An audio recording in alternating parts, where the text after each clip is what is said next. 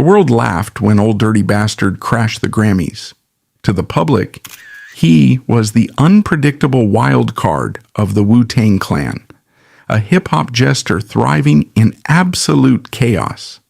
But behind the erratic persona was Russell Jones, a severely ill man actively being destroyed by untreated schizophrenia and a fatal cocaine addiction.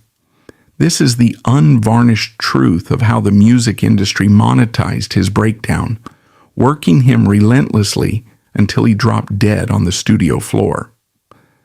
The 13th of November 2004 marked the final suffocating chapter of a life that had been systematically dismantled for public consumption. Inside a Manhattan recording studio, an environment explicitly engineered to isolate sound and shut out the external world, a 35-year-old man collapsed onto the floor. His physical form, subjected to years of relentless chemical punishment and unmanaged psychological terror, finally gave way. The immediate biological cause of this collapse was a catastrophic systemic failure triggered by a lethal combination of cocaine and the synthetic opioid painkiller tramadol. This specific chemical mixture created a violent, irreconcilable war within his central nervous system. The cocaine acted as a massive stimulant, aggressively forcing his heart rate to spike and his blood vessels to constrict, while the tramadol simultaneously sent signals to severely depress his respiratory function and slow his bodily systems down. Torn between the command to accelerate uncontrollably and the command to shut down completely, his heart simply stopped beating. He drew his final breath not surrounded by medical professionals, but surrounded by mixing boards, microphones, and audio engineers. The physical location of his death is deeply symbolic of his entire existence. When a human being reaches that profound level of psychological deterioration, the only appropriate environment is a psychiatric facility. Yet his final breaths were drawn inside a recording studio, the very environment that had enabled and consumed his chaos for a decade. The general public looked at Old Dirty Bastard and saw an unpredictable, wildly entertaining jester who provided a thrilling edge to mainstream hip-hop. The unvarnished reality is that he was a severely ill patient suffering from untreated schizophrenia, navigating a music industry that eagerly monetized his psychiatric emergencies. The sheer magnitude of this exploitation becomes glaringly obvious when analyzing how his profound sickness was aggressively rebranded by the media from the very inception of his career. When he first erupted into the global spotlight as the most unpredictable element of the Wu-Tang Clan, the music press and the record executives quickly recognized his erratic behavior and slapped a highly marketable label onto it. They branded him a genius, a secret weapon, and a madman whose completely unfiltered, chaotic approach to life was the ultimate expression of raw hip-hop authenticity. They deliberately constructed a massive, imposing public persona around his instability. They sold his chaos to the consumer as a calculated artistic choice, a brilliant performance art piece designed to challenge societal norms and disrupt the polished mainstream music industry. But behind the heavily guarded doors of his private life, there was absolutely no artistic calculation taking place. There was only a suffocating, paralyzing state of absolute paranoia. He was a man completely unmoored from reality, living every single day in a perpetual state of terrifying, inescapable delusion. The public eagerly consumed his eccentric wardrobe choices, his erratic interviews, and his unpredictable stage antics as part of a carefully crafted, rebellious persona, completely blind to the fact that his actions were the textbook, clinical symptoms of severe paranoia. He began wearing heavy military-grade bulletproof vests wherever he went, regardless of the setting or the weather. He did not wear these thick Kevlar plates as a fashion statement, nor did he wear them as a theatrical prop to project a hardened, invincible street image to his fans. He wore them out of a genuine, agonizing conviction that he was actively being hunted. He sweat through this heavy armor during the sweltering heat of summer promotional tours, enduring immense physical discomfort and restricted breathing, because the terror in his mind was infinitely more pressing than any physical pain. He was absolutely certain, without a single shadow of a doubt, that the Federal Bureau of Investigation, the Central Intelligence Agency, and shadowy government syndicates were orchestrating a massive, lethal conspiracy specifically targeting him. Every stranger walking down the street was a potential assassin. Every flashing light was a government vehicle coming to take his life. This was not the standard generalized distrust of authority common in his cultural environment, nor was it the typical paranoia that often accompanies sudden massive fame and wealth. It was a deeply specific, clinically schizophrenic delusion that completely fractured his understanding of the world around him. When the hip-hop community was rocked by the tragic unsolved murders of Tupac Shakur and the notorious B.I.G., the mainstream media analyzed the East Coast-West Coast rivalry, gang affiliations, and industry disputes. But in his fractured, terrified mind, these deaths were not the result of street violence or rap beefs. He firmly and loudly believed that government operatives had executed both men in cold blood, and that his name had been moved to the top of their secret kill list. He lived every single day of his peak fame constantly looking over his shoulder, waiting for the bullet he was convinced the government was going to put in his head. The millions of dollars in his bank account, the platinum plaques on his walls, and the adoration of millions of fans worldwide could not purchase him a single moment of psychological safety. He was a prisoner inside his own skull, navigating a daily reality filled with invisible, lethal threats. This terrifying internal reality bled directly into his vocal performances, creating the signature chaotic sound that made him globally famous and incredibly lucrative for his record label. Listening to his isolated vocal tracks reveals a harrowing reality. The sudden, frantic changes in pitch, the bizarre, slurred rambling, and the abrupt shifts from a quiet, breathless whisper to a blood-curdling shriek. You are not listening to an artist experimenting with avant-garde vocal techniques or pushing the boundaries of the genre. You are listening to the unfiltered, terrifying manifestations of a fractured psyche. He was crying out for help, expressing the chaotic, disorganized thought processes characteristic of severe mental illness, directly into the studio microphone. The profound tragedy of his existence is that instead of stopping the recording, pulling him out of the vocal booth, and calling for emergency psychiatric care, the producers simply added a heavy drum loop behind his delusions. The industry took the literal symptoms of a man losing his mind, mixed them, mastered them, and sold them to a global audience who eagerly consumed his psychiatric breakdown as a unique, groundbreaking musical style.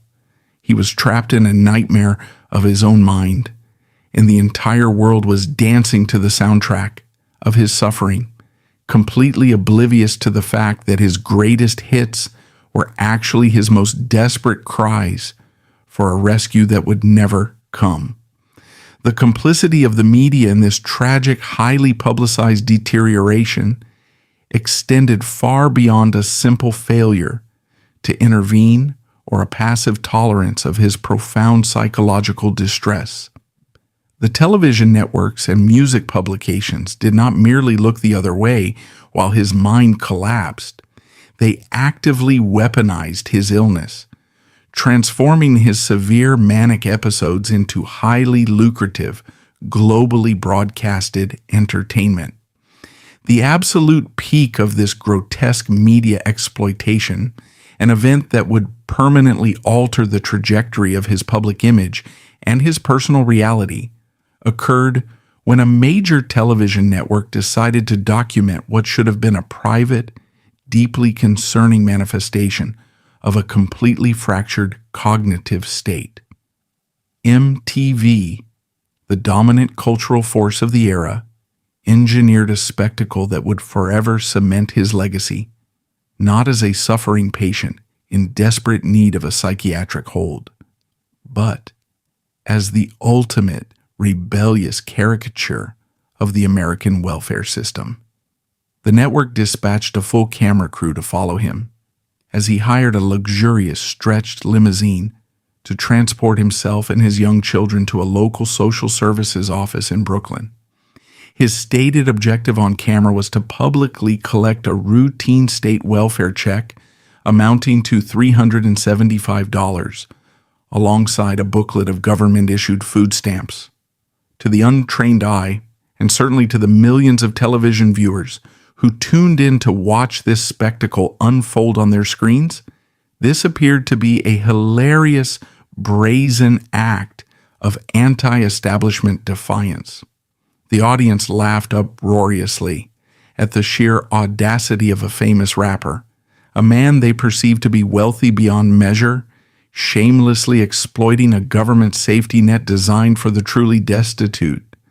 The public consumed the broadcast as a brilliant, subversive prank pulled off by a hip-hop wildcard who refused to play by the rules of polite society. However, the grim, underlying clinical reality of this situation was entirely devoid of humor.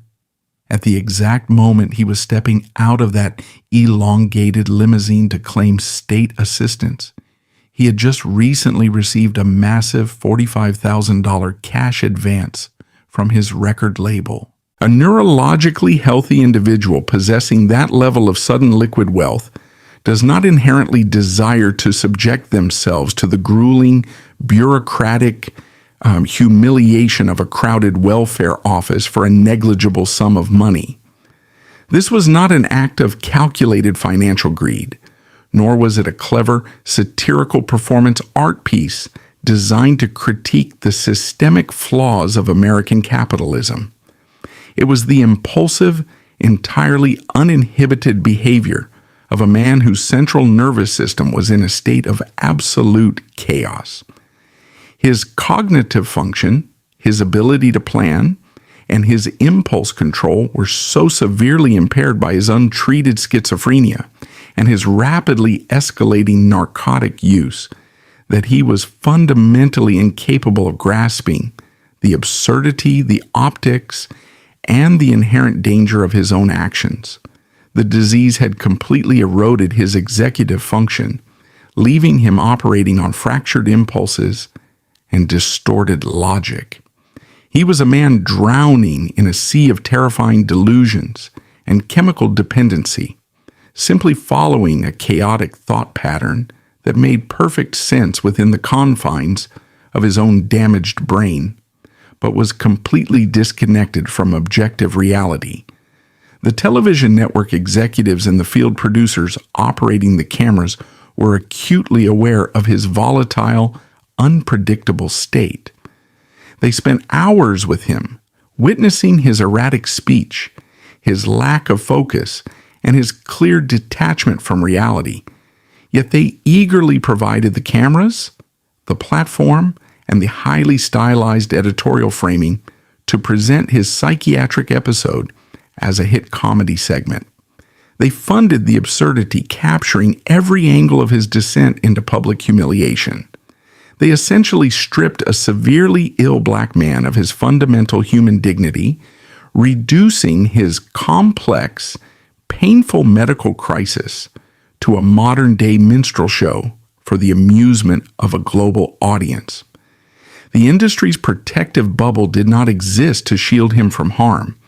Rather, the handlers, the executives, and the media actively covered up the root causes of his erratic behavior, romanticizing his sickness to artificially prolong his cultural relevance and extend the period of his decay.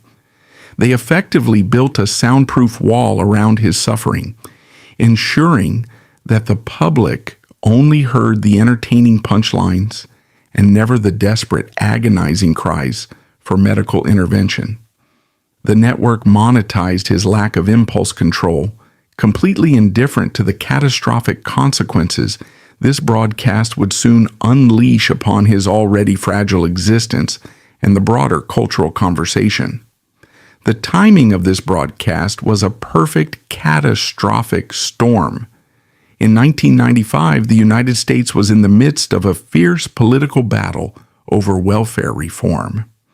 The image of a gold-toothed limousine-riding rapper claiming food stamps became a lightning rod for conservative critics and talking heads looking for a vivid example of systemic abuse. While politicians in Washington pushed through the sweeping Welfare Reform Act of 1996, ODB was thrust into the national spotlight not as a patient requiring urgent intervention, but as the living, breathing embodiment of a broken system. He was crushed between two indifferent machines, a global media conglomerate exploiting his sickness for ratings, and a cultural narrative that weaponized his erratic behavior to fuel public outrage. Nobody in the corridors of power in Washington, nor in the plush executive suites of the music television network, paused for a single second to look at the terrified, paranoid individual beneath the manufactured facade. He was merely a pawn, a highly visible, easily manipulated asset, used to advance the cynical objectives of incredibly powerful people. The profound tragedy is that the audience entirely participated in this public execution without a shred of hesitation. Millions of people sat comfortably in their living rooms and consumed his televised psychiatric breakdown as a premium form of leisure, entirely oblivious to the fact that they were watching the systematic, heavily broadcasted dismantling of a human life. We rewarded the network with our viewership, validating their decision to exploit a dying man, and we handed the politicians the public outrage they needed, all based on a cruel misinterpretation of a medical crisis. The psychological impact of this event on a mind already consumed by paranoia was absolutely catastrophic. For years, he had been wearing bulletproof vests, sweating in the summer heat because he was terrified that the government was watching him, tracking his movements, and plotting his demise. After the welfare office broadcast, his deepest, darkest fears were suddenly and violently validated on a global scale. The President of the United States was actually talking about him on national television. The government actually was watching him. The federal authorities actually were analyzing his actions. The terrifying conspiracy theories that had previously only existed inside his fractured skull had now materialized in objective reality. The fragile psychological barrier he had built to protect himself completely shattered. Driven into an absolute corner by this immense, crushing level of global notoriety and political infamy, his internal world collapsed. The paranoia that had always simmered just beneath the surface boiled over into sheer, paralyzing terror, driving him further into the isolating, lethal embrace of heavy narcotics. Crack cocaine and prescription painkillers became the only tools at his disposal to temporarily silence the screaming voices in his head and numb the crushing weight of a reality that had become too terrifying to endure. He was a hunted man in his own mind, and the media had just handed a megaphone to his demons. The chemicals provided a fleeting artificial silence, but they only accelerated the rapid deterioration of his physical and mental faculties. He was a dying man, a ghost haunting his own life, yet the corporate music machine refused to let him rest. They required product. They required hit records, and they were fully prepared to extract those vocals from him by any means necessary, dragging his deteriorating body into the unforgiving, sterile environment of the recording studio, a place that was rapidly transforming into the final, inescapable trap of his existence. The true, horrifying extent of the entertainment industry's tolerance for human suffering was laid bare during the production of one of the defining hits of the 1990s. When global pop superstar Mariah Carey championed the idea of bringing ODB's chaotic, raw energy onto the remix of her hit song Fantasy, Columbia Records executives were initially terrified of the risk, but the lure of a massive pop rap crossover proved too lucrative to ignore. They paired the polished, pristine vocals of Carey with a man actively losing his mind. While the musical concept was visionary, the actual execution of this recording session became a descent into a deeply disturbing ethical nightmare that perfectly illustrates the parasitic nature of the music business. The resulting audio track is widely celebrated as a pioneering moment in modern music, the genesis of the pop-rap crossover that dictates the industry today. However, the actual execution of this recording session, the hidden reality behind the infectious beat, was a descent into a deeply disturbing ethical nightmare that perfectly illustrates the parasitic nature of the music business. The setting was a state-of-the-art, heavily financed recording studio in New York City, a sterile, multi-million-dollar environment designed to capture audio perfection.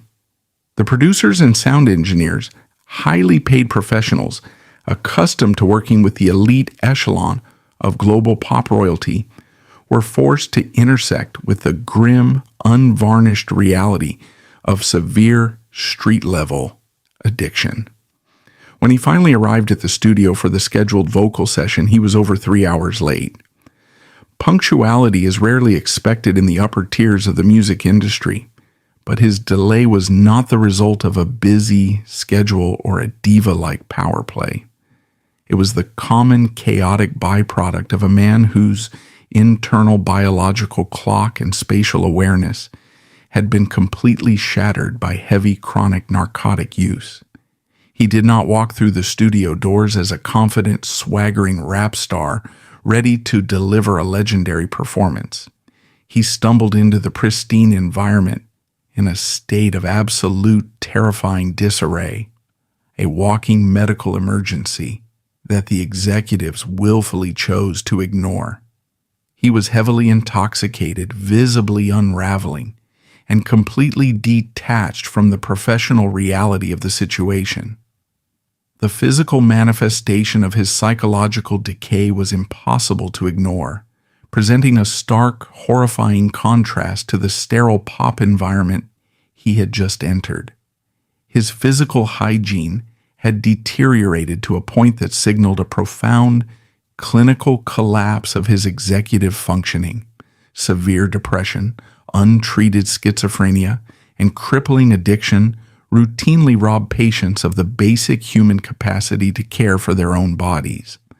When he removed his footwear inside the enclosed, soundproofed recording booth, his feet emitted an odor so incredibly foul, so deeply overpowering, and indicative of severe neglect that the highly paid engineers and producers were physically forced to evacuate the room just to catch their breath. This was not the behavior of an eccentric artist demanding a specific, relaxed, creative environment. This was the undeniable biological scent of a human being in the throes of a severe, life-threatening psychiatric crisis. He was a man drowning in his own illness, fundamentally incapable of performing basic self-care, yet the industry merely opened a window, sprayed an air freshener, and demanded that he get to work. His behavior rapidly escalated from severe physical neglect to terrifying, uninhibited aggression. He commandeered the studio telephones, launching into violent, paranoid tirades with unseen individuals on the other end of the line. The sound engineers and pop producers sat in stunned, terrified silence as they listened to a man explicitly and loudly threaten to murder people. The paranoia that dictated his daily survival on the streets of Brooklyn had followed him directly into the corporate vocal booth. He was completely trapped inside a hallucination of violence and persecution, screaming death threats while the executives quietly waited for him to finish so they could record a pop song. In any moral, ethically sound, or legally responsible corporate environment, this session would have been immediately terminated. Security would have been called, the building would have been cleared, and an ambulance would have been dispatched to forcefully admit him to a psychiatric ward for a desperate life-saving intervention. The corporate music machine, however, does not operate on the principles of medical ethics, human compassion, or basic workplace safety. It operates strictly on the mandate of quarterly earnings and chart positions. The producers and label representatives sitting in that control room did not expel him from the building. They did not dial emergency services to report a man having a severe psychotic break. Instead, they made a calculated, deeply cynical decision to manage the monster they had helped create, treating his psychiatric emergency as a mere logistical hurdle.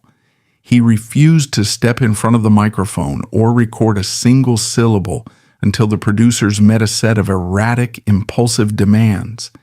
He demanded expensive bottles of Moet champagne to further numb his fragile, racing mind.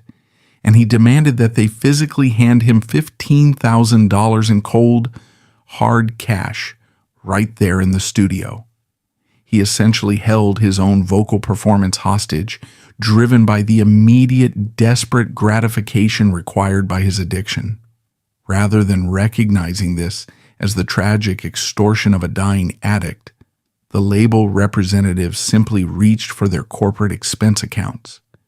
They appeased his paranoid demands, sent assistants out to source the alcohol, and arranged for the massive sum of cash to be delivered directly to the compromised patient. They willingly financed his lethal habits because the cost of the champagne and the $15,000 was a microscopic investment compared to the millions of dollars in revenue the remix was guaranteed to generate. They were essentially paying a sick man to continue destroying himself, fully subsidizing his lethal descent, so long as he provided the 16 bars of audio they required to secure a #1 Billboard hit. Once the cash was in his hands and the alcohol was in his bloodstream, the actual recording process became an agonizing, grotesque display of corporate puppetry. The heavy combination of the alcohol he had just consumed and the narcotics already ravaging his system caused his body to simply shut down. He could not remain conscious. He would stumble into the vocal booth, slur a few chaotic, heavily accented words into the microphone, and then stagger out to collapse onto the expensive leather studio couch, passing out completely. The producers did not cover him with a blanket and let him sleep off the intoxication. They waited a few moments, physically shook the unconscious man awake, propped his deteriorating body back up, and shoved him back toward the microphone to extract the next vocals outtake. They meticulously coaxed him through the recording process, one shattered, fragmented syllable at a time. They were not capturing the spontaneous brilliance of a musical genius.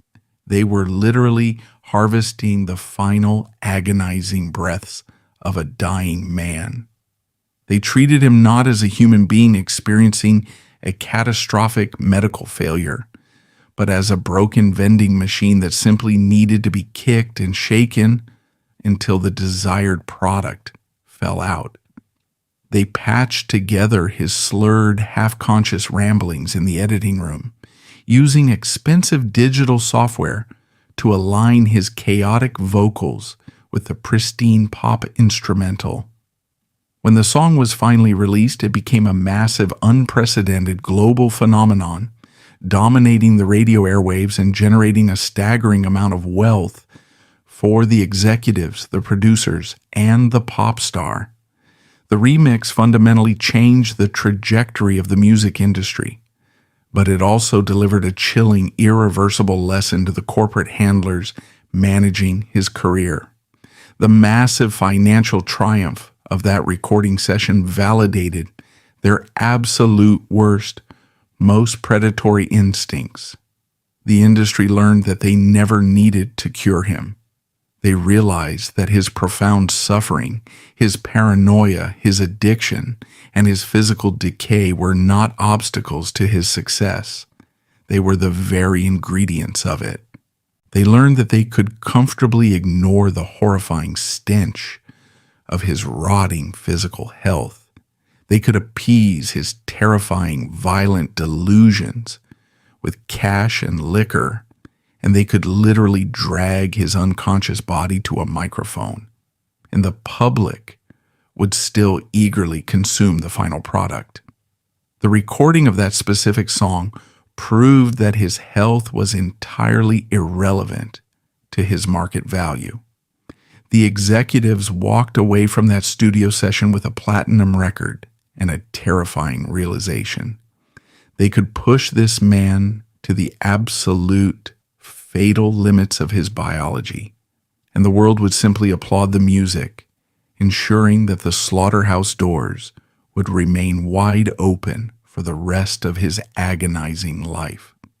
The descent into complete, unmanageable chaos was a highly public spectacle that the world eagerly consumed as urban mythology, entirely divorced from its tragic medical reality. In early 1999, a routine traffic stop in Brooklyn escalated into a violent, chaotic shootout with the New York Police Department. He was pulled over for driving erratically, a direct physical symptom of his severe intoxication and relentless, consuming paranoia. When the officers approached the vehicle, they were not greeting a defiant criminal protecting an illicit empire. They were confronting a profoundly terrified schizophrenic patient who was fundamentally convinced that government assassins had finally arrived to execute him. He was wearing a heavy military-grade bulletproof vest during this encounter, a chilling testament to the absolute, concrete reality of his delusions.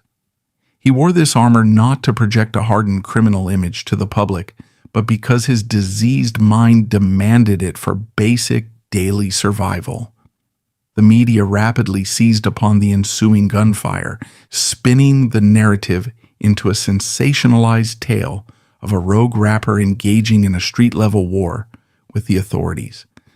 They completely ignored the terrifying psychiatric implications of a man so deeply engulfed by hallucinations that he required Kevlar body armor just to navigate his own neighborhood. The industry capitalized on the infamy, using the bullet holes in his vehicle to solidify his dangerous, untamed persona, entirely bypassing the urgent, screaming need for a psychological intervention. They transformed a severe medical crisis into a brilliant marketing campaign, proving that the entertainment machine will eagerly consume the suffering of its artists. The record label executives did not view the police shootout as a human tragedy.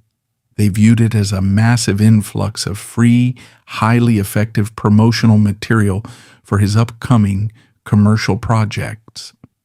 The terrifying reality of a sick man shooting at police officers was aggressively repackaged and sold as authentic street credibility. This willful, institutional blindness directly paved the way for an even more grotesque public spectacle the following year, highlighting the deep contradiction between the hip-hop legend and the self-destruction happening right in front of the cameras. By late 2000, the legal and medical systems had attempted a superficial intervention, placing him in a court-mandated drug rehabilitation facility in California. Treating severe paranoid schizophrenia with standard addiction protocols is entirely ineffective and borders on medical negligence. The facility was utterly unequipped to manage his complex psychosis or address the screaming voices echoing in his head.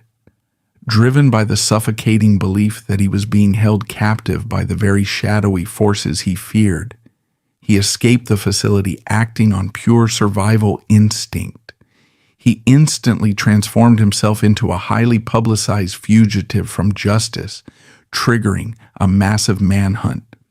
For nearly a month, he vanished into the American underground, severing all ties with his handlers and his family. For a neurologically healthy individual, life on the run is an exercise in extreme, debilitating stress. For a man whose brain is actively manufacturing terrifying, lethal conspiracies, it is a descent into absolute waking hell. Every passing siren was perceived as a death squad, and every shadow contained a potential assassin sent to silence him. His paranoia was no longer a mere delusion. It had become his daily verifiable reality because federal marshals and local police departments were, in fact, actively hunting him down. The music press did not express genuine concern for his physical safety or his rapidly deteriorating mental state during this highly dangerous period.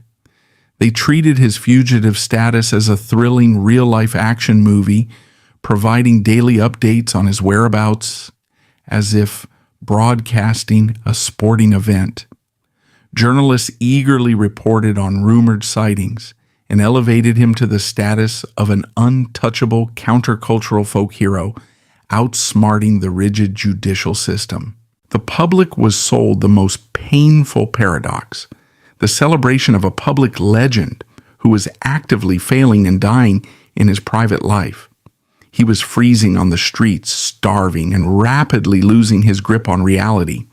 While the media wanted posters as novelty items for fans to collect and display, the horrifying climax of this fugitive run perfectly encapsulates the blood-chilling complicity of the audience and the sheer ruthlessness of the music machine.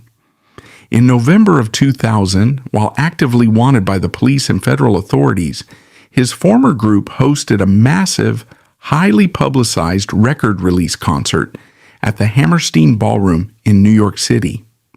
The venue was swarming with undercover officers and heavy police details, all anticipating his arrival and ready to execute an arrest warrant.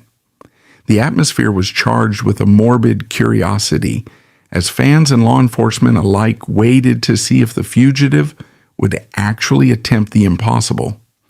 In a move that defied logic and basic survival instincts, he successfully infiltrated the heavily guarded building. He bypassed the massive security apparatus, driven by a compulsion that entirely overrode his fear of capture and his physical exhaustion. He suddenly emerged onto the stage, a desperate, exhausted, and profoundly sick man, grabbing a microphone to perform in front of thousands of screaming fans. The physical toll of his month on the run was starkly visible. He was emaciated, his movements were erratic, and he was operating on pure adrenaline and whatever narcotics he had managed to secure while hiding in the shadows. The crowd erupted into absolute deafening hysteria, completely validating his reckless behavior. They were not merely cheering for a musical performance.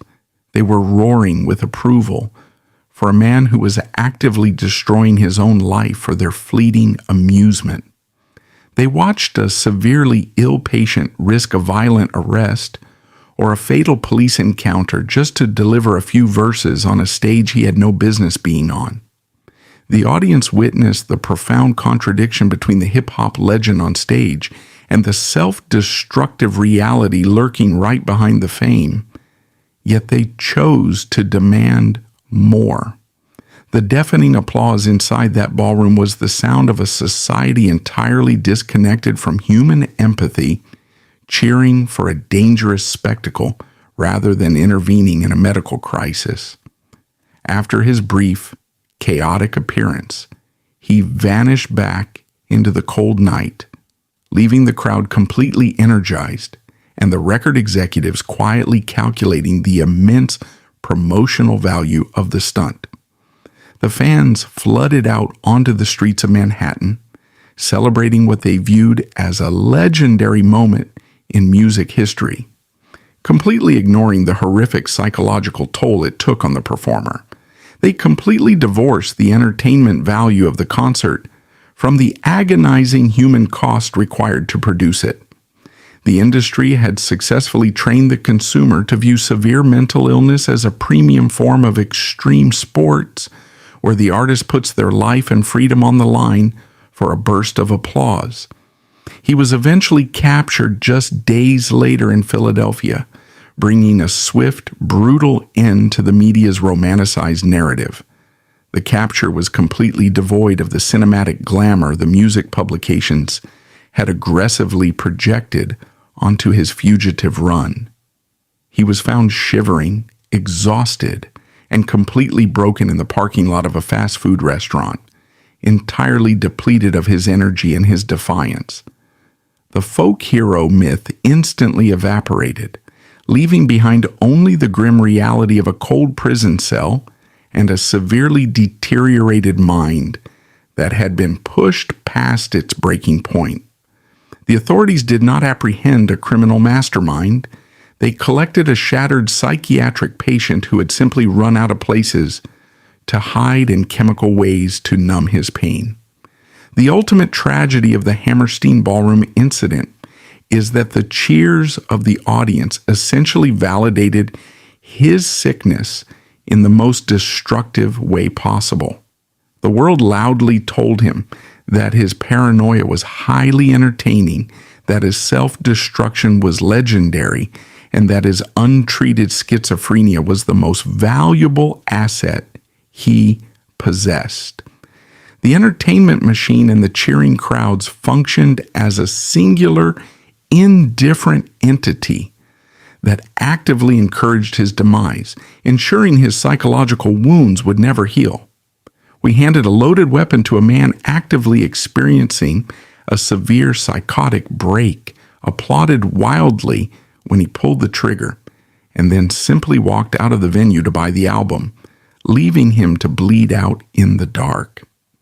The devastating physical and psychological toll of his prolonged, unmanaged exploitation eventually led to a total systemic collapse, culminating in a brutal, highly publicized intersection with the American carceral system. When a severely mentally ill human being continuously self-medicates with heavily adulterated street-level narcotics simply to quiet the terrifying, violent delusions echoing inside his own head, locking him inside a concrete cage does not cure him. It actively and aggressively accelerates his biological destruction. During his extensive periods of incarceration, he was subjected to severe physical trauma and psychological terror that the general public could never fully comprehend, completely stripped of whatever fragile coping mechanisms he had managed to build. He suffered a violently broken leg during his confinement, navigated brutal, life-threatening altercations, and endured the crushing, sensory-depriving isolation of a prison environment that is fundamentally unequipped and entirely unwilling to manage severe, paranoid schizophrenia. The authorities eventually transferred him from a standard high-security penitentiary to a psychiatric facility, but these state-run institutions frequently function merely as underfunded, overcrowded warehouses for the forgotten rather than genuine sanctuaries of medical healing and trauma recovery. By the time the calendar turned to May of 2003, the man who finally walked out of those heavily fortified institutional gates was a mere translucent shadow of a human being. His physical frame was completely battered. His spirit had been systematically crushed by the rigid punitive system, and his mind was a deeply fragmented, entirely disorganized mosaic of unhealed trauma and desperate chemical dependency. He was a highly vulnerable patient in desperate, immediate need of a quiet, secure, deeply private environment and years of intensive, untelevised psychiatric rehabilitation. This specific moment of transition is exactly where the sheer predatory nature of the commercial music industry reveals its most horrifying, unforgiving face. On the very day of his release, as he took his first tentative, heavily medicated steps back into standard society, he was not greeted by a team of medical professionals, trauma counselors, or a fiercely protective familial network. Instead, he was immediately and aggressively ambushed by the blinding flashbulbs of the tabloid press and the highly opportunistic, calculating executives of Rockefeller Records. They descended rapidly upon a man who had just barely survived the profound horrors of the penal and psychiatric systems, a man who was deeply disoriented, emotionally exhausted, and fundamentally incapable of making sound, life-altering legal and financial decisions. In this profound, undeniable state of vulnerability, the corporate handlers shoved a highly complex, multi-million-dollar recording contract directly into his trembling hands. This was not a compassionate rescue mission designed to save a fallen icon, nor was it a noble act of charitable faith in his eventual artistic redemption. It was a calculated, cold-blooded corporate acquisition of a highly distressed, globally recognized asset. The executives standing outside those gates knew his name still held immense cultural weight and generated massive, highly profitable media attention, and they were perfectly willing to ruthlessly exploit his diminished mental capacity to secure his signature on a legally binding document. They locked a dying, terrified man into a grueling multi-year obligation to produce hit records and embark on promotional tours, completely ignoring the glaring objective reality that he desperately needed a hospital bed, a strict medication regimen, and total isolation from the public eye. The corporate exploitation did not merely stop at the recording contract. To maximize the immediate financial return on their morbid investment, the executives instantly thrust him back into the unforgiving, hyper-scrutinized, deeply artificial glare of reality television. They partnered directly with the VH1 network to produce and heavily market a documentary series that purportedly chronicled his glorious, triumphant comeback from the depths of the prison system. In reality, the final product was a grotesque televised freak show disguised as a redemption narrative. The network camera crews were strategically embedded into his daily life to capture every single moment of his agonizing vulnerability and cognitive dissonance. They filmed him looking profoundly exhausted, visibly disoriented, and physically weak, broadcasting his intimate struggles directly into millions of living rooms. The viewing public was explicitly invited to consume the tragic, deeply uncomfortable spectacle of a severely mentally ill addict, struggling and failing to navigate the overwhelming, crushing pressures of fame and legal obligations immediately following a traumatic incarceration. The television network deliberately packaged his confusion, his heavily slurred speech, and his fragile psychological state as premium, highly dramatic entertainment. They were actively, unabashedly selling the slow, humiliating destruction of his fundamental human dignity. Every single time he stumbled over his words during an interview, exhibited clear signs of severe psychiatric distress or appeared physically fragile on camera. The producers did not cut the feed to offer him privacy or medical assistance. They commanded the camera operators to zoom in closer, acutely aware that the raw, uncomfortable, highly exploitative footage of his visible deterioration would guarantee massive ratings and highly lucrative advertising revenue from corporate sponsors. The man was essentially being held hostage by his own massive celebrity, contractually forced to perform his trauma and his mental illness for an audience that had been ruthlessly conditioned by the media to view his profound suffering as a comedic, highly entertaining performance.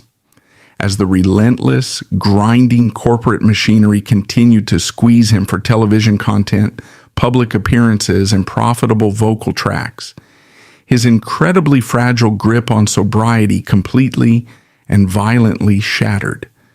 In a deeply haunting, entirely unguarded moment captured perfectly on camera, he made a devastating, unvarnished confession that exposed the absolute, undeniable core of his personal tragedy. He stated, looking directly into the lens with a chilling sense of total resignation, that life was simply too boring without drugs. This statement was not the rebellious, defiant, highly stylized boast of a party-obsessed rock star attempting to maintain an edgy image. It was the heartbreaking, ultimate surrender of a psychiatric patient who had been entirely defeated by his illness and abandoned by his support systems. His untreated schizophrenia, the constant, terrifying paranoia of being hunted, and the crushing weight of his reality had become so unbearably painful that he actively, consciously chose the lethal, absolute numbness of heavy narcotics over the terrifying clarity of his own unprotected mind. The crack cocaine and the synthetic opioids were not recreational choices made for weekend entertainment. They were desperate, absolutely necessary survival tools used to temporarily silence the screaming voices in his head and slow down a racing heart that was constantly anticipating an assassin's bullet. The industry executives managing his daily itinerary were fully aware that he had violently relapsed into heavy narcotic use, yet the grueling, highly profitable production schedules were never paused for a single day. They continued to book expensive studio time. They continued to demand energetic vocal tracks for the upcoming album. And they continued to push his rapidly decaying, chemically overloaded body to its absolute finite biological limits. The fatal cardiac collapse on the recording studio floor was not a sudden, unforeseen tragedy that shocked the industry. It was the highly predictable, mathematically certain outcome of forcing a physically rotting, mentally shattered addict to run a continuous corporate marathon while the industry relentlessly wrung him dry instead of saving him.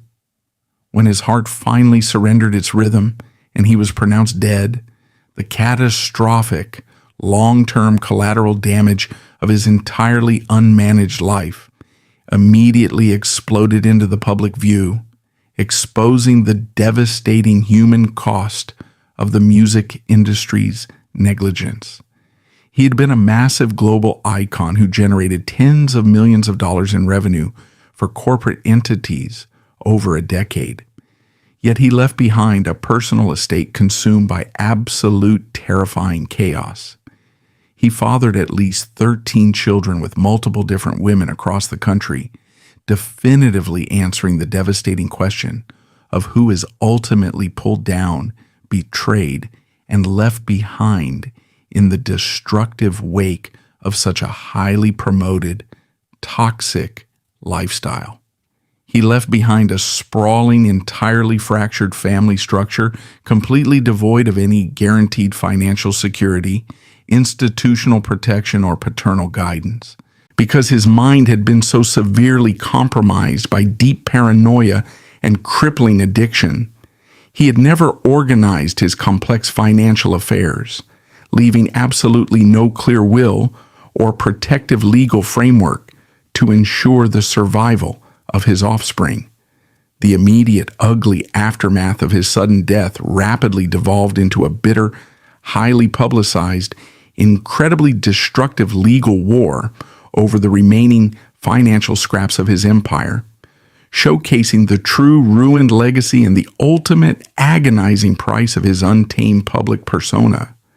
His own mother, his legal widow, and the various mothers of his numerous children were instantly thrust into grueling, expensive courtroom battles, fighting desperately over the legal rights to his unreleased music, his highly profitable image, and whatever fraction of his wealth had not already been completely incinerated by the predatory executives or his own relentless chemical dependency.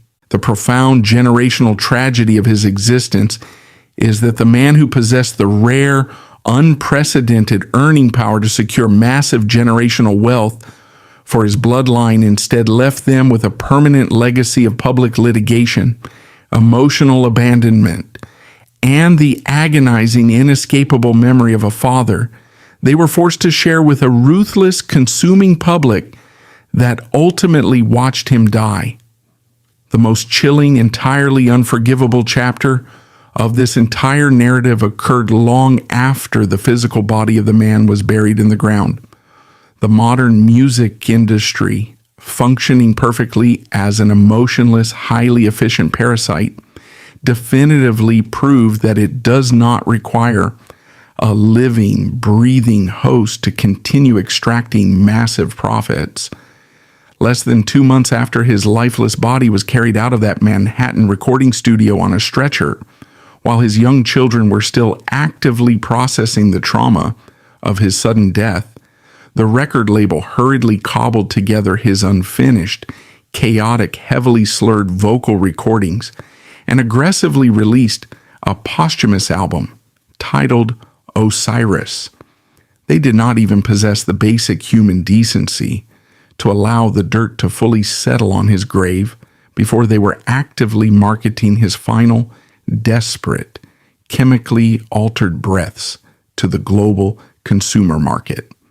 This was a grotesque, undeniable act of corporate necrophilia, prioritizing the immediate capture of quarterly earnings over any concept of fundamental human respect. However, the ultimate dystopian insult to his humanity and his legacy occurred years later, illuminated by the massive blinding stage lights of the Rock the Bells Music Festival. The industry utilized highly advanced, incredibly expensive optical technology to literally resurrect his image from the dead in the form of a towering digital hologram. They projected a glowing artificial ghost onto the main stage, forcing the digital silent likeness of a deceased, severely traumatized schizophrenic man to perform, rap, and entertain a screaming, highly intoxicated crowd of thousands. The sheer unprecedented horror of this specific visual spectacle cannot be overstated. The corporate handlers had successfully and permanently separated the highly profitable, entertaining, artistic persona from the agonizing, terrifying burden of the human being who had actually created it. Russell Jones was dead and buried, his physical form finally free from the relentless paranoia, the crushing drug addiction, and the endless corporate demands. But the capitalist machine simply rebooted his digital corpse, ensuring that his image would continue to generate massive ticket sales and viral media engagement in perpetuity. The tragedy of Russell Jones isn't just how he died, but how long the industry paraded his ghost before his heart actually stopped. The vulnerable man beneath the moniker had suffocated years earlier, crushed by untreated schizophrenia and addiction. What remained was a highly profitable, hollowed-out shell. He was a man drowning in a sea of lethal delusions, and instead of throwing him a lifeline, the world simply handed him a microphone, turned on the cameras, and aggressively demanded he dance for their amusement